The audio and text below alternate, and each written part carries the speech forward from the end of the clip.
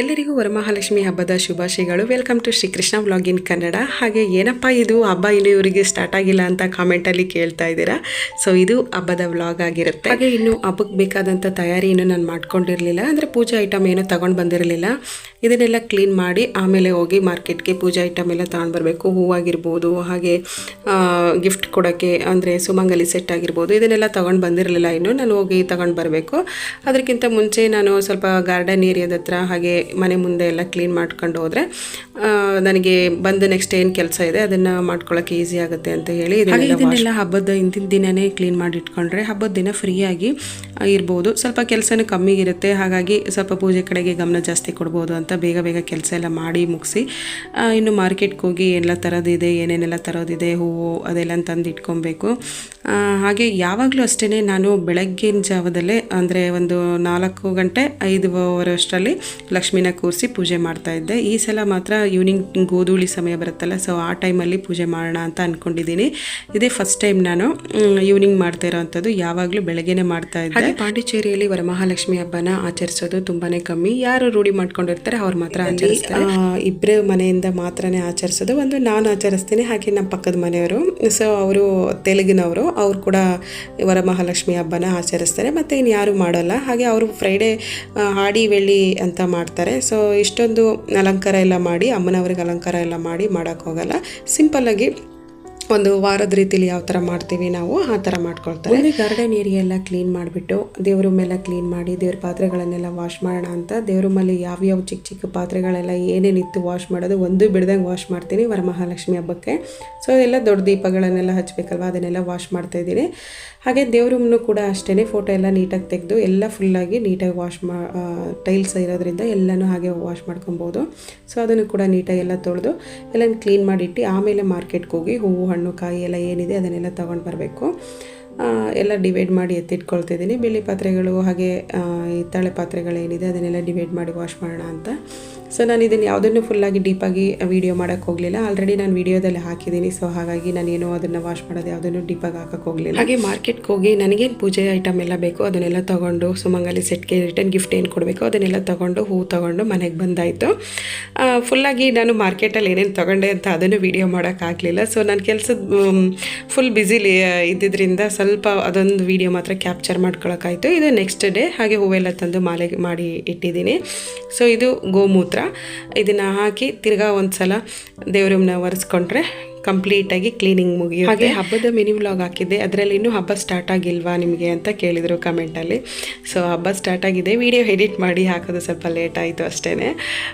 ಹಾಗೆ ನಾನು ಇವಾಗ ಫೋಟೋ ಎಲ್ಲ ಒಂದು ಸಲ ನೀಟಾಗಿ ಕಂಪ್ಲೀಟಾಗಿ ಒರೆಸ್ಕೊಂಡು ಗೋಡೆ ಎಲ್ಲ ಒರೆಸ್ಕೊಂಡ್ರೆ ನನ್ನ ದೇವ್ರ ಕ್ಲೀನಾಗಿ ಕೆಲಸ ಮುಗಿತು. ಮಾಡೋದಾಗಿರ್ಬೋದು, ಪಾತ್ರೆ ವಾಶ್ ಮಾಡೋದಾಗಿರ್ಬೋದು, ಯಾವುದನ್ನು ನಾನು ಡೀಟೇಲಾಗಿ ಹಾಕೋಕ್ಕೆ ಹೋಗಿಲ್ಲ. ಯಾಕಂದರೆ ತುಂಬ ಸಲ ನಾನು ಆ ವಿಡಿಯೋನ ಹಾಕಿದ್ದೀನಿ ನನ್ನ ಚಾನಲ್ನಲ್ಲಿ. ಸೊ ಬೇಕು ಅಂದರೆ ಡಿಸ್ಕ್ರಿಪ್ಷನ್ ಬಾಕ್ಸಲ್ಲಿ ಹಾಕಿರ್ತೀನಿ, ನೀವು ಚೆಕ್ ಮಾಡಿ ನನ್ನ ಚಾನಲ್ನಲ್ಲಿ ನೋಡಬಹುದು.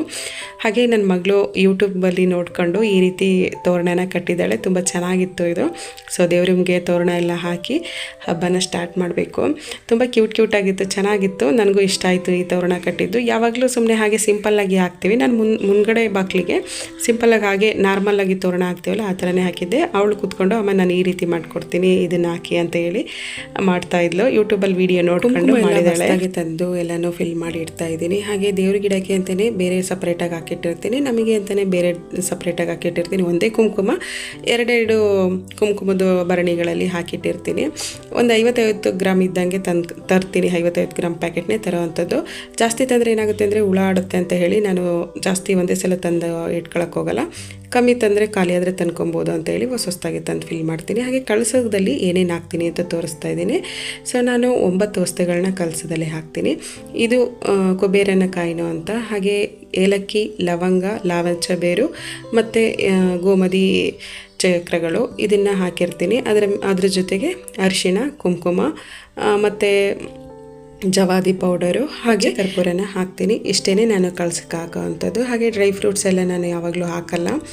ಯಾವಾಗಲೂ ಅಷ್ಟೇ ಡೈಲಿ ಅಂದರೆ ಶುಕ್ರವಾರ ಪೂಜೆ ಮಾಡಬೇಕಾದ್ರೂ ಇದರಲ್ಲಿ ಕೆಲವೊಂದು ಹಾಕ್ತೀನಿ ಶುಕ್ರವಾರ ಪೂಜೆಯಲ್ಲಿ. ಸೊ ಕೆಲವೊಂದು ಹಾಕೋದಿಲ್ಲ. ನಾನು ವ್ಲಾಗಲ್ಲಿ ಒಂದು ಫ್ರೈಡೇ ವ್ಲಾಗ್ ಅಂತ ಮಾಡಿದ್ದೀನಿ, ಅದರಲ್ಲಿ ನೋಡಿದ್ರೆ ಗೊತ್ತಾಗುತ್ತೆ ನಿಮಗೆ. ಆದರೆ ವರಲಕ್ಷ್ಮಿಗೆ ಕೂರಿಸ್ಬೇಕಾದ್ರೆ ಮಾತ್ರ ನಾನು ಈ ರೀತಿ 9 ವಸ್ತುಗಳನ್ನ ಹಾಕಿ ಕೂರಿಸ್ತೀನಿ. ಹಾಗೆ ಈ ಜವಾದಿ ಪೌಡ್ರು ಡಬ್ಬಿ ಬಗ್ಗೆ ಭಾಳ ಜನ ತುಂಬ ಕಾಮೆಂಟಲ್ಲಿ ಕೇಳಿದ್ರಿ. ಸೊ ಈ ಡಬ್ಬಿ ಎಲ್ಲಿ ಸಿಗುತ್ತೆ, ಎಷ್ಟು ರೂಪಾಯಿ ಅಂತ. 30 ರೂಪೀಸ್ ಸಿಗುತ್ತೆ ಬ್ಯಾಂಗಲ್ ಸ್ಟೋರಲ್ಲಿ, ಹಾಗೆ ಆಯುರ್ವೇದಿಕ್ ಅಂಗಡಿಗಳಲ್ಲಿ, ಈ ಥರದ ಅಂಗಡಿಗಳಲ್ಲಿ ಈ ಜವಾದಿ ಪೌಡರ್ ಸಿಗುತ್ತೆ. ಯಾವಾಗಲೂ ಅಷ್ಟೇ ಕಳಸನ ಪೂರ್ತಿಯಾಗಿ ಅಲಂಕಾರ ಮಾಡಿ ಆಮೇಲೆ ತಗೊಂಡೋಗಿ ಅಕ್ಕಿ ಮೇಲೆ ಇಡಬೇಕು. ಅರ್ಧಂಬರ್ಧ ನೀರು ತುಂಬಿದ ಬೆನಿಗೆನ ತಗೊಂಡೋಗಿ ಅಕ್ಕಿ ಮೇಲೆ ಇಡಬಾರ್ದು. ಸಂಪೂರ್ಣವಾಗಿ ಕಳಸನ ಪ್ರತಿಷ್ಠಾಪನೆ ಮಾಡಿಕೊಂಡು ತಗೊಂಡೋಗಿ ಅಕ್ಕಿ ಮೇಲೆ ಇಡಬೇಕು. ಸೊ ನಾನು ಈ ರೀತಿ ಪೂಜೆ ಮಾಡ್ಕೊಳ್ತೀನಿ.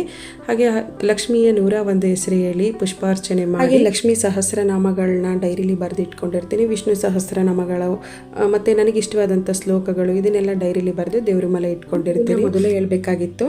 ಸೊ ಮೊದಲು ನಾನು ಅರಿಶಿನದಲ್ಲಿ ಗಣಪತಿನ ಮಾಡಿಟ್ಕೊಂಡು ಗಣಪತಿ ಪೂಜೆ ಮಾಡಿ ಆಮೇಲೆ ಲಕ್ಷ್ಮೀ ಕಳಸನ ಕೂರಿಸ್ತೀನಿ. ಕುತ್ಕೊಂಡು ಒಟ್ಟಿಗೆ ಶ್ಲೋಕ ಹೇಳ್ಕೊಂಡು ಪೂಜೆ ಎಲ್ಲ ಮುಗಿಸಿದ ಮೇಲೆ ಸೊ ನಾನು ನೈಬರ್ಸ್ ಎಲ್ಲ ಕರೆದಿದ್ದೆ. ಅವರು ಕೂಡ ಬಂದರು. ಅವರಿಗೆ ಬಂದ ತಕ್ಷಣ ತಿನ್ನೋಕ್ಕೆ ಅಂತ ನಾನು ಕೇಸರಿ ಮಾಡಿಕೊಟ್ಟೆ. ಸೊ ಅದನ್ನೆಲ್ಲ ಆರಾಮಾಗಿ ತಿನ್ಕೊಂಡು ಹಾಗೆ ಸ್ವಲ್ಪ ಅವ್ರ ಜೊತೆ ಮಾತಾಡಿಕೊಂಡು ಸುಮಂಗಲಿ ಸೆಟ್ನ ನಾನು ಈ ಸಲ ಒಂದೊಂದು ಲಂಚ್ ಬಾಕ್ಸ್ನ ತಂದಿದ್ದೀನಿ. ಸೊ ಲಂಚ್ ಏನಾದರೂ ಒಂದು ಗಿಫ್ಟ್ ಕೊಟ್ಟರೆ ಅವ್ರಿಗೂ ಯೂಸ್ ಆಗೋವಂಥ ರೀತಿಯಲ್ಲಿ ಇರಬೇಕು. ಸೊ ಹಾಗಾಗಿ ನಾನು ಒಂದು ಲಂಚ್ ಬಾಕ್ಸ್ನ ತಂದಿದ್ದೆ. ಸೊ ಈ ಲಂಚ್ ಬಾಕ್ಸ್ ಒಳಗಡೆ ವಿಳೆದೆಲೆ ಹಾಗೆ ಹೂವು ಹಣ್ಣು ಬಳೆಗಳು ಅರಿಶಿನ ಕುಂಕುಮ ಇದನ್ನೆಲ್ಲ ಹಾಕಿದ್ದೀನಿ. ಅದ್ರ ಜೊತೆಲಿ ಒಂದು ಸ್ವೀಟ್ ಬಾಕ್ಸ್ನ ಕೊಡ್ತಾ ಇದ್ದೀನಿ. ಪೂಜೆನ ಮುಗಿಸ್ಕೊಂಡು ನಾನು ವಿಡಿಯೋ ಮೊದಲೇ ಹೇಳಿದ್ನಲ್ಲ, ತೆಲುಗಿನವ್ರು ಒಬ್ರು ಇದ್ದಾರೆ, ಅವರು ಕೂಡ ವರಮಹಾಲಕ್ಷ್ಮಿ ಹಬ್ಬನ ಮಾಡ್ತಾರೆ ಅಂತ ಹೇಳಿ. ಸೊ ಅವ್ರ ಮನೆಗೆ ಕರೆದಿದ್ರು. ಅವ್ರ ಮನೆಗೆ ಹೋಗಿ ಅರಿಶಿನ ಕುಂಕುಮ ಇಸ್ಕೊಂಡು ಬರಬೇಕು. ಇದಿಷ್ಟು ನನ್ನ ವರಮಹಾಲಕ್ಷ್ಮಿ ಹಬ್ಬದ ವ್ಲಾಗ್. ವರಮಹಾಲಕ್ಷ್ಮಿ ಹಬ್ಬನ ಆಚರಿಸಿದ್ರಿ ಅಂತ ಕಮೆಂಟಲ್ಲಿ ತಿಳಿಸಿ. ಹಾಗೆ ಎಲ್ಲರಿಗೂ ವರಮಹಾಲಕ್ಷ್ಮಿ ಹಬ್ಬದ ಇನ್ನೊಮ್ಮೆ ಶುಭಾಶಯಗಳು. ಮತ್ತು ನಿಮಗೆಲ್ಲರಿಗೂ ದೇವರು ಒಳ್ಳೇದು ಮಾಡಲಿ, ಹಾಗೆ ಒಳ್ಳೆಯ ಆರೋಗ್ಯ ಸಮೃದ್ಧಿನ ಕೊಟ್ಟು ಕಾಪಾಡಲಿ ಅಂತ ನನ್ನ ವ್ಲಾಗ್ನ ಕಂಪ್ಲೀಟ್ ಮಾಡ್ತಾ ಇದ್ದೀನಿ. ಸಿಗೋಣ ಮುಂದಿನ ವ್ಲಾಗಲ್ಲಿ. Thank you for watching.